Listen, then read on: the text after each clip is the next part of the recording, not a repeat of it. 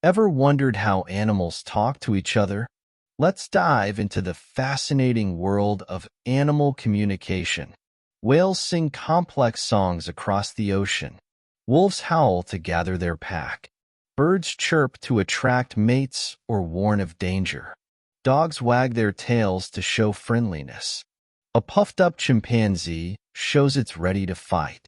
Ants leave pheromone trails to guide others to food. Some mammals use pheromones to mark territory or attract mates.